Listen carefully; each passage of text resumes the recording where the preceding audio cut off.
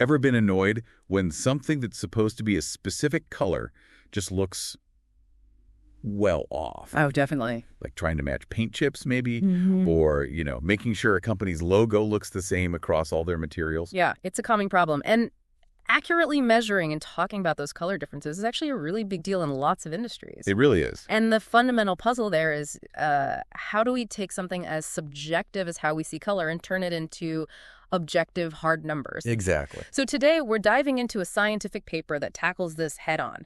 It looks at how different mathematical formulas calculate these color differences within a standardized color space. And this paper actually came from one of our listeners, right? They wanted to get a better handle on the sort of nitty-gritty of color measurement. That's right. Yeah, they sent it over.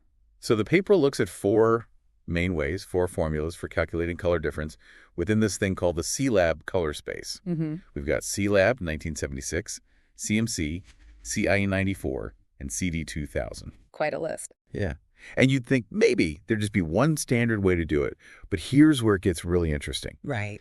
Even though CIELAB was a huge step forward back then, it turns out it's not a perfectly uniform system, not when it comes to matching those numbers to what our eyes actually perceive. Exactly. What that means is a calculated color difference of, let's say, 2 units.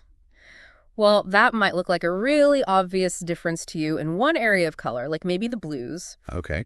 But in another area, say yellows, it might be barely noticeable. Huh. So the same number doesn't mean the same perceived difference everywhere. Precisely. And that lack of perfect uniformity is, well, it's why we have these different formulas. They've been developed over time, trying to do a better job of lining up with how we, as humans, actually see color differences. Okay, so our mission today, and yeah, we're locked in, is to break down these four formulas. Let's do it. We'll look at how they work, where they agree, and maybe more importantly, where they disagree. Mm-hmm. And hopefully understand what these differences tell us about the challenge of putting a precise number on something as subtle as color difference. It's a big challenge. Okay, let's start at the beginning then. The CIELAB color space itself. What is it? Right. So CIELAB, that stands for Commission Internationale de l'Éclairage Lab, quite a mouthful. Oh, yeah. It was created back in 1976, and the goal was really to set up a color system that was more visually consistent, more uniform than what existed before. Okay. And it essentially gives us a three-dimensional map of color. It uses a Cartesian coordinate system. Like a standard graph, but in 3D. Exactly. You've got the L-axis, that's for lightness, goes from pure black at the bottom to pure white at the top. Got it. And then there's the A-axis that runs between green on one end and red on the other. Green, red. Okay. And the B-axis goes between blue and yellow. Blue, yellow. So basically, any color you can think of can be precisely located as a point within this three-dimensional space using those L, A, and B values. A unique address for every color. Pretty much. And from these lab values, we can also figure out other useful things about the color, like chroma, which is C. That tells you how vibrant or intense the color is. Like saturation. Sort of, yeah. How far it is from the neutral gray center. And also hue angle, H, which tells you the color's position on the color wheel. Is it more reddish, yellowish, greenish, bluish? Okay. And how do we get these lab values in the first place? Well, typically, the initial measurements come from instruments called spectrophotometers. They measure the light reflected off a sample and give you what are called tristimulus values, X, Y, and Z. Right. And those X, Y, Z values are then mathematically converted into the lab coordinates we've been talking about. Okay, so CIELAB gives us this numerical map for colors. Now let's talk about the original way to calculate the difference between two colors in this system. CIELAB 1976. Right, the first one, DABAB as it's often called, it's actually pretty straightforward conceptually. Okay. It calculates the color difference simply as the straight line distance between the two color points in that 3D lab space, Euclidean distance. Like using the Pythagorean theorem, but in 3 dimensions. Exactly that. The formula is DEAB equals the square root of, the difference in L squared plus the difference in A squared plus the difference in B squared. So just measuring the direct gap between the two color dots on our map. That's it. Simple geometry. Seems logical. Right. But, as the paper points out, and as you mentioned earlier, it wasn't long before people found a pretty significant flaw with that approach. Yeah, that's the crux of it. Even though CIELAB was designed to be more perceptually uniform, it wasn't perfectly uniform. Right. Researchers quickly found that identical calculated DE values didn't always translate to what people perceived as equal color differences. So that distance on the map didn't always match the perceived distance in our vision. Exactly. In some parts of the color space, maybe the greens or yellows, a DEAB of, say, 1.0 might be barely noticeable. Okay. But in another area, like the blues, that same numerical difference of 1.0 could represent a very obvious difference to the eye. Interesting. The paper even mentioned something about the threshold for noticing a difference not being a single value. Yeah, it suggests it wasn't just a neat 1.0 cutoff. It was more like a range, maybe somewhere between 1.0 and 1.4, depending on where you were in the color space. So that simple straight line distance, while a good start, didn't fully capture the subtleties of how we actually see color variations. Precisely. And that led to the development of these other formulas we mentioned. They tried to tackle this non-uniformity. And they often did that by looking at the color space a bit differently, using something called polar coordinates. That's right. The shift towards using polar coordinates thinking in terms of lightness, L, chroma, C, and hue, H, came from understanding something fundamental about our vision. Which is? Well, our eyes don't perceive changes in lightness, chroma, and hue with equal sensitivity. We're generally most sensitive to changes in hue shifts in the actual color, like from red towards orange. Okay, hue is most important. Then comes chroma changes in the color's intensity or saturation. And we're generally least sensitive to changes in just the lightness or darkness of the color, the L value. Hue, then chroma, then lightness. That makes intuitive sense, actually. It does. So instead of just that single straight line distance in lab space, these newer formulas started breaking down the difference into these separate perceptual components. So del for the lightness difference, day for the chroma difference, and dage for the hue difference. Exactly. AJ technically represents the difference related to hue angle, but yes. And the basic structure of the color difference calculation, the DAB, then sort of became the square root of L squared plus D squared plus AH squared, but with important adjustments. Adjustments. Yeah, weighting factors. Because hue is more important than chroma, which is more important than lightness, the formulas apply different weights or adjustments to these LHH components. Ah, okay, so they try to mathematically reflect that hierarchy in our perception. That's the core idea. And this brings us to those three more advanced formulas the paper looks at: CMC, CN94, and CDD 2000. Right, the heavy hitters, they all still work within CIELAB, but they use more complex math, especially focusing on those hue and chroma differences. Correct. Let's start with CMC. What's the story there? Okay, CMC. It stands for the Color Measurement Committee of the Society of Dyers and Colorists. Developed primarily for the textile industry, actually. Ah, okay. Makes sense. Color matching is huge there. Definitely. And the CMC formula introduces specific weighting factors for those LL, SC, and H parts. The formula looks something like DECMC equals the square root of, then you have terms like L divided by L times SL squared, plus A cab divided by C times SC squared, plus L divided by SH squared. Whoa, okay. So LC, SL, SC, SH, lots of factors there. Yes. L and C are key. They're user-adjustable constants, usually set based on the application. They relate to lightness and chroma tolerance. So tolerances? Yeah. They define what's called an acceptance ellipsoid around the target color. Acceptance ellipsoid. Okay, that sounds technical. Can you break that down? Sure. Think of it like this. Because CIELAB isn't perfectly uniform, the zone of acceptable color difference around a target color isn't a perfect sphere. Right, you said that earlier. It's more like an egg shape or an ellipsoid. And the size and orientation of this egg change depending on where you are in the color space to better reflect what a human observer would consider an acceptable match for that specific color. So it's a customized tolerance zone. Exactly. And the L and C parameters adjust the size of this ellipsoid, often based on industry standards. The study mentioned using a common 2.1 ratio, meaning lightness differences, L2, were allowed twice the tolerance compared to chroma differences, C1. And SL, SC, SH. Those are weighting functions that depend on the location of the standard color in the color space. They essentially fine-tune the size and shape of that ellipsoid based on the specific hue and chroma, automatically adjusting the importance of lightness, chroma, and hue differences. Got it. So it's trying to build a much more nuanced picture of acceptable difference based on the specific color and how we see it. Yeah. What did the paper find about CMC's performance? Well, the paper found CMC gave the most distinct results across different hue regions compared to the others. It showed more variation. Okay. And interestingly, it also showed this peculiar behavior depending on the direction of the color change, whether the coordinates were moving towards the central gray point or away from it. Oh. For instance, the data showed CMC calculated a larger DE value, a bigger difference, when the red-green value A increased while the blue-yellow value B decreased compared to other directions of change, even if the step size was the same. So the way the color was shifting mattered more for CMC's calculation than for the others. It seemed to, yeah. Aye. More sensitive to the path taken. Okay. Let's move on to CIE 94 then. Standardized in 1994, I assume. You got it. Developed by the CIE, its formula has a pretty similar structure to CMC, actually.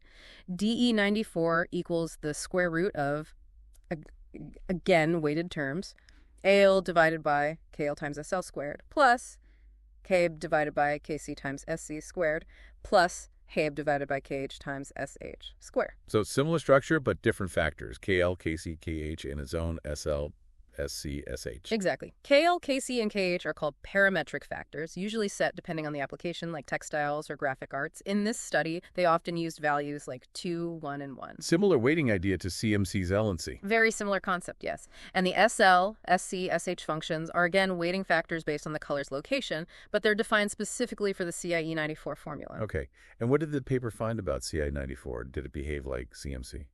Well, this was one of the surprising findings. The paper observed that CIE 94 often behaved very similarly to the original CIELAB 1976 formula. Really? Even with all those weighting factors and polar coordinates? Yeah, it often produced results that were almost linear, much like the simple Euclidean distance of CIELAB 1976. Huh? That's unexpected. You'd think the added complexity would make it behave, well, differently. You would. But under the specific test conditions of this paper, the results often tracked very closely with the simpler formula. It sort of raises questions about how much practical difference those complexities made in this particular comparison. Interesting. Okay, so that leaves CIE 2000, often touted as the most advanced, right, developed in 2000. Correct. It's generally considered the most sophisticated and perceptually accurate of these formulas, though also the most complex mathematically. How is it more complex?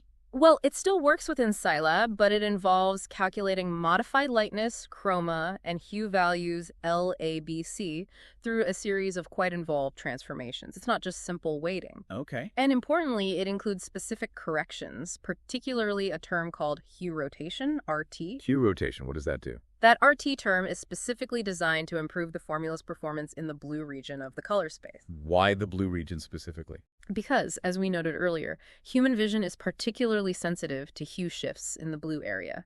Small changes there can look quite significant. CIELAB 1976 and even CIE 94 didn't account for this increased sensitivity very well. Oh, okay. So CIED 2000 includes this hue rotation term among other refinements like adjustments for chroma and lightness to better model these known non-uniformities in our perception across the entire color space, but especially addressing that tricky blue region. So it's aiming for the most accurate match to human perception yet. And what did the paper find about its calculations? The paper noted a couple of key things. First, CID 2000 often computed the lowest overall DE values compared to the other formulas for the same color steps. Lower numbers generally. Often, yes, in this study. And second, it also showed a different kind of sensitivity to changes in chroma, again depending on the direction relative to the neutral gray point. Like CMC, but different. A bit different, yeah.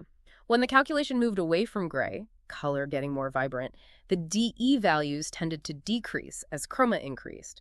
But when moving towards gray, color getting less vibrant, the DE values tended to increase. So it had this nuanced response to chroma changes based on the starting color's saturation. Okay, a more sophisticated response to changes in colorfulness.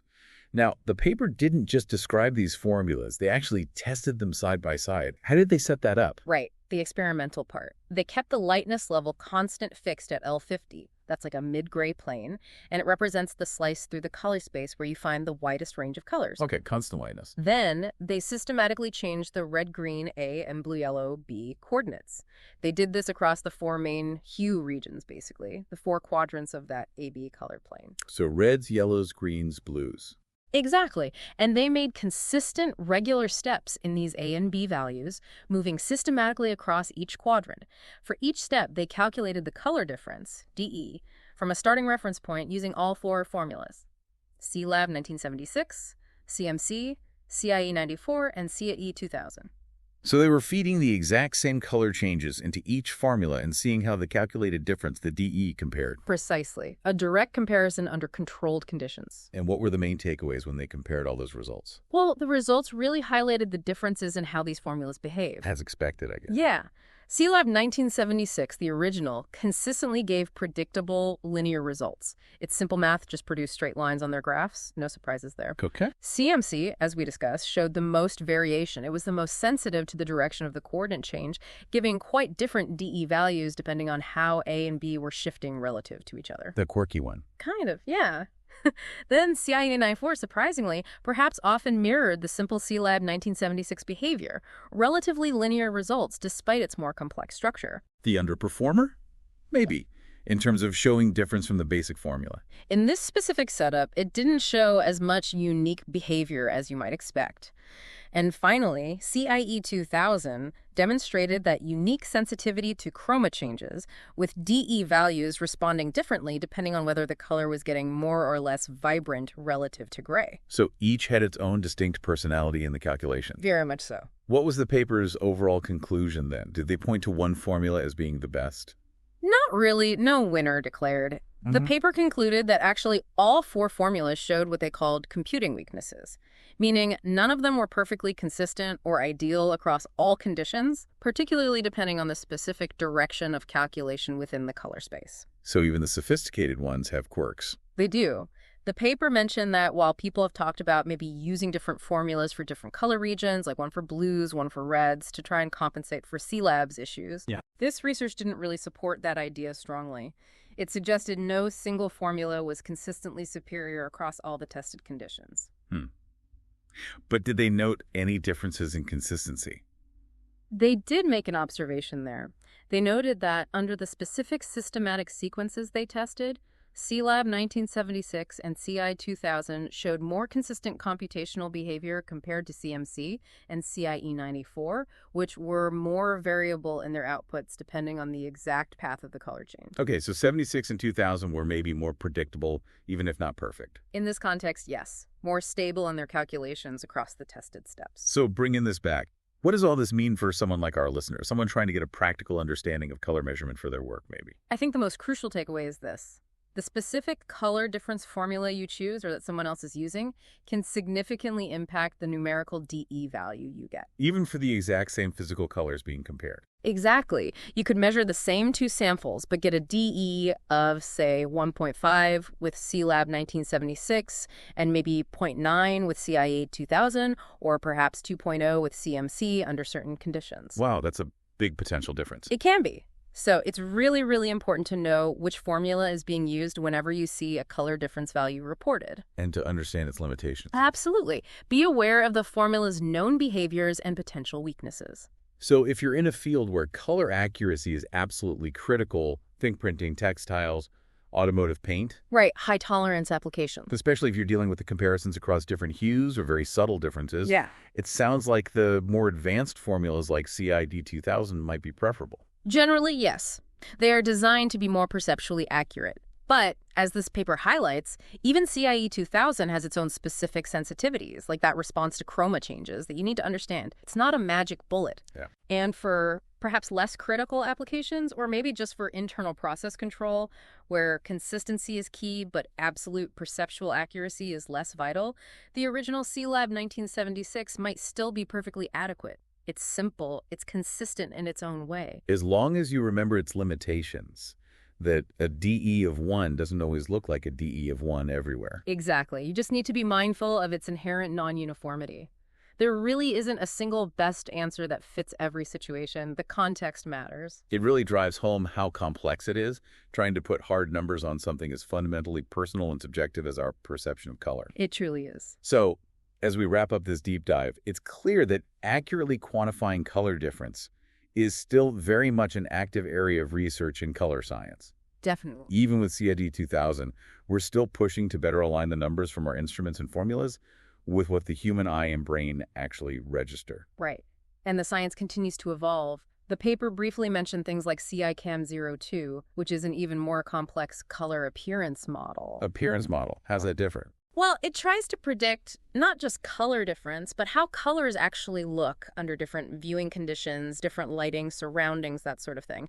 It's the next level of complexity, trying to get even closer to modeling human vision. Fascinating. Always more to learn. Always? So a final thought for you listening. Considering all these nuances we've unpacked today, the different formulas, their quirks, the inherent non-uniformity of CIELAB, how might the specific choice of color difference formula impact the results, the standards, or the conclusions drawn in your own field or area of interest? Yeah, it's a really practical question to consider. Definitely something to think about, and maybe worth looking into the specific standards used in your own work. Thanks for joining us on this colorful deep dive.